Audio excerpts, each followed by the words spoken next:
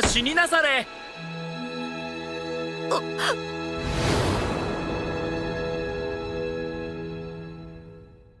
Tokiyuki is a young boy destined to inherit the title of shogun. On this particular day, Tokiyuki is doing everything he can to avoid his attendants and skip his training. Despite their speed, the attendants are easily tricked by Tokiyuki's simple evasion tactics, raising questions about their competence. Tokiyuki manages to evade his attendants for a while, but is eventually forced to attend his training. However, he soon sneaks away to climb onto the roof for fun. The attendants, desperate to catch him, create a commotion that annoys the officials attending a send-off party for Takagi. Tokiyuki enjoys hiding from his attendants until Takagi catches him. Takagi compliments Tokiyuki on his hide-and-seek skills, but reminds him that now is not the time for games, as Takagi is about to head to war to prove his loyalty to Tokiyuki's family. Tokiyuki wishes Takagi luck, and as Takagi departs with a stern-faced friend, Kyoko appears. She tells Tokiyuki that he doesn't need to be nervous around Takagi and the others, because he will eventually be the one giving them orders. Kyoko also mentions that Tokiyuki will marry her, though Tokiyuki has no recollection of proposing. As Tokiyuki notices his attendants catching up to him, he dashes off again, kicking up dust on the wooden floor. Kyoko's attendant criticizes Tokiyuki's immaturity, contrasting him with Takagi. He predicts that Tokiyuki will likely become a puppet leader, like his father, who can barely speak coherently. Kyoko, a gold digger, sees nothing wrong with being a puppet ruler as long as it means living a lavish lifestyle. The attendants continue searching for Tokiyuki, who is a master at hiding. They check various hiding spots, including an armor chest, but fail to find him. Tokiyuki, hanging from the roof above them, descends once they leave and is greeted by his elder brother, who offers him a snack. On the roof, Tokiyuki's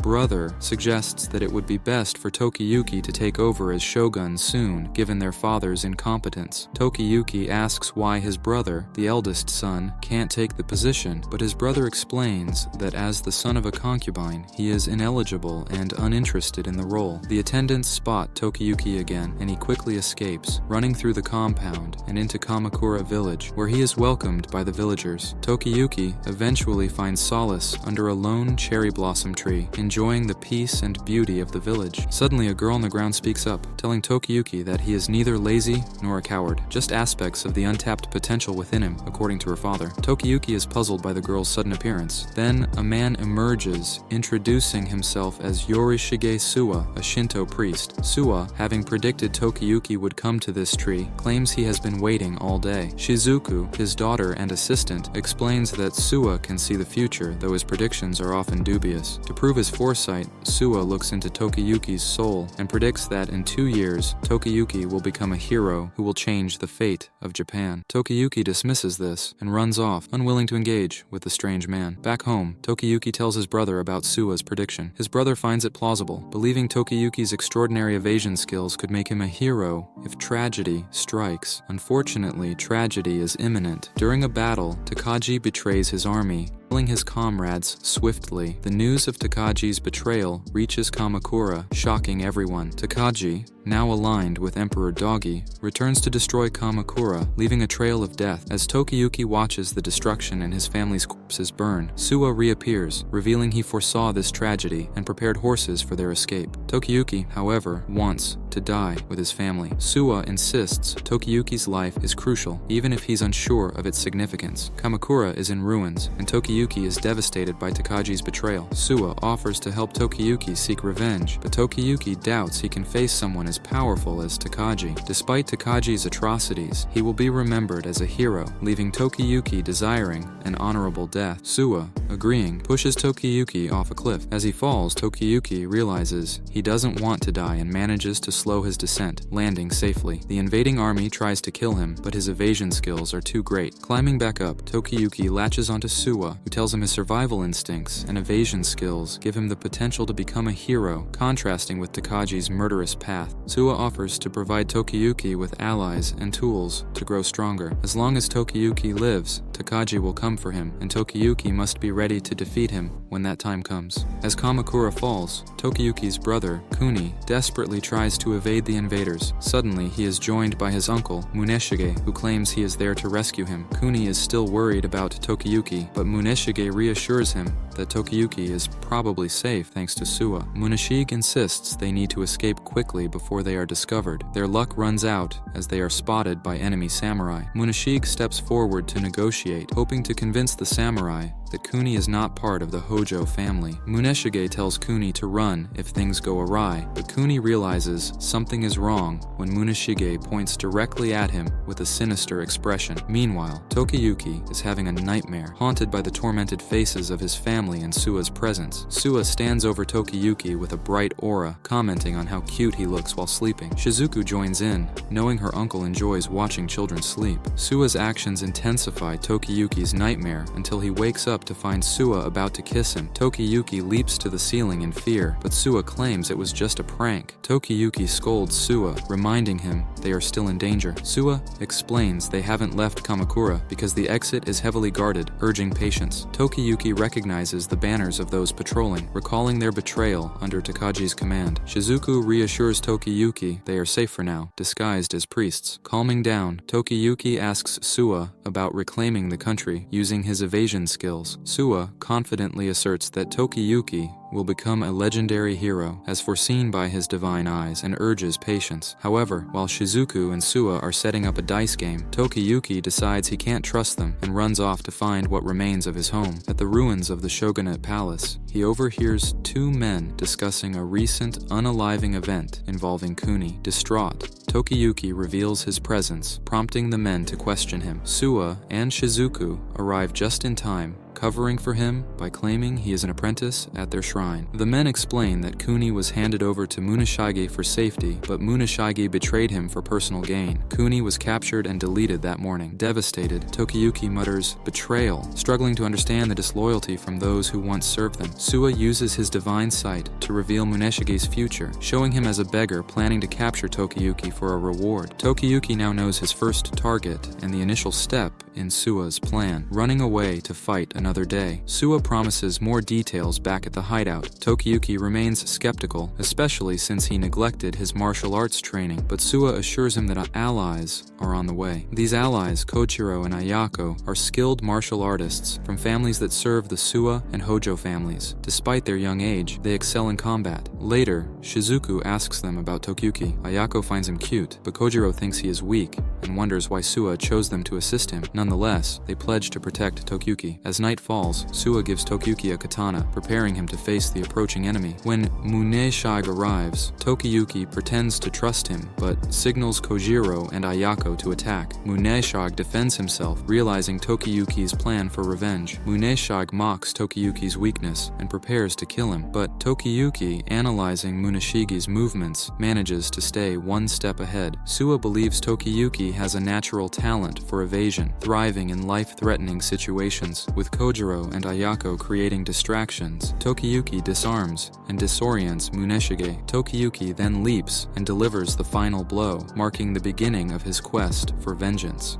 As the group makes their way through the forest to escape Kamakura, Suwa asks Tokiyuki about his feelings after his first victory. Tokiyuki admits he isn't sure, as he was focused on running away and ended up ending Muneshige almost by accident. He thanks his companions for their help, and Suwa reminds him of the two key elements to winning a war by running, being a valuable leader and having allies who act as his weapons. Tokiyuki must maintain his pride as a Hojo orphan and become someone people are drawn to. If he can do these things, Suwa believes Tokiyuki can overcome any demon. Tokiyuki vows to return to Kamakura someday to reclaim it from Takaji, throwing his sword into the forest as a gesture of commitment. A wolf emerges from the forest with the sword stabbed in its back, causing Tokiyuki to flee. They successfully escape Kamakura, marking the start of Tokiyuki's journey to becoming Japan's greatest hero. In Suwa's territory, Tokiyuki is overwhelmed by the number of maidens assigned to him. Suwa innocently explains he asked them to take care of Tokiyuki, make him breakfast, and provide special physical contact to comfort him. Tokiyuki tries to escape, but falls into a hole that Suwa had foreseen and prepared. Tokiyuki doubts Suwa's ability to see the future, but Suwa insists his divine visions are enhanced within his domain, the Suwa Grand Shrine. He explains that within this domain, he will always know where Tokiyuki is, no matter how hard he tries to hide. Suwa declares it's time for Tokiyuki's training to begin. Tokiyuki tries to make excuses, claiming he needs more time to adjust. adjust, but Suwa insists he start training immediately. Days pass without Tokiyuki taking his training seriously, frustrating everyone involved. Suwa explains that Tokiyuki's behavior stems from being raised as a puppet ruler with no real incentive to improve himself. He admits that part of the fault lies with him for not showing Tokiyuki his true power. One rainy day, Tokiyuki runs into the forest, thinking no one would expect him to leave in the rain. Suwa appears behind him and questions his reluctance to learn war strategies. To prove his power, Suwa stops the rain with a ring of his bell, and the raindrops converge around him before disappearing. Suwa then summons an army of 69,000 soldiers, demonstrating his ability to assemble a formidable force. He assures Tokiyuki that if he becomes a true hero, their alliance will attract more soldiers. Tokiyuki reluctantly agrees to start studying, deciding to trust Suwa. However, Suwa dismisses the soldiers, saying they can't be energetic all the time. As Tokiyuki agrees to study, he falls into another trap. As Tokiyuki adjusts to life in Suwa's domain, Suwa tells him it's time to acquire retainers. Retainers are vassals who form a master-servant relationship with their lord and fight for him. Suwa introduces Kojiro, the greatest swordsman of Tokiyuki's generation, Ayako, who has unrivaled strength and artistic talent, and Shizuku, who is attentive and skilled in various arts. Though young, they are reliable. Tokiyuki needs to demonstrate he can make good use of their skills and build strong relationships with them. This marks the beginning of his journey as a hero. Kojiro asks if Tokiyuki needs anything, but Tokiyuki is unsure, so he suggests playing tag. Kojiro refuses and suggests sneaking into the homes of the samurai who betrayed Tokiyuki to leave a surprise. Ayako wants to do push-ups, and Shizuku wants to stuff marbles up places they don't belong. Eventually, Ayako suggests hunting as a group. In the forest, they work together to hunt. Shizuku scares a rabbit, and Tokiyuki is tasked with shooting it. He misses, but Kojiro helps clear a line of sight. Before Tokiyuki can shoot again, Ayako throws a boulder at the rabbit but misses. Suddenly, a huge boar, rumored to be a flesh-eating demon, charges at them. Kojiro and Ayako lead it to an obsidian spike, annihilating it. After the hunt, they relax at a hot spring and discuss strategy, deciding on the name the Elusive Warriors for their team. Returning to the beast, they find Suwa has devoured it, claiming he was purifying it with his divine stomach. Meanwhile, another person with foresight knows Suwa is plotting something and is determined to stop him. Back with the baddies, Takagi visits Emperor Dogi, who praises Takagi's actions in Kamakura by giving him a character from his own name. Dogi also expresses gratitude for Takagi's help in consolidating control over the country and promises him a new imperial court position. Takagi requests that his retainers be given imperial court jobs instead. Later, Takagi's steward, Mona, assists him with his attire and expresses concern about Takagi losing his humanity. Takagi, however, asks Mona to focus on supporting Doji. A glimpse of Takagi's eye reveals what appears to be multiple eyes within it. While hunting a boar, one of Takagi's men thanks him for recommending him as the governor of Shinano. Takagi acknowledges that this man was the first to betray Tokiyuki's family and become his retainer. At the same time, Takagi is aware that Suwa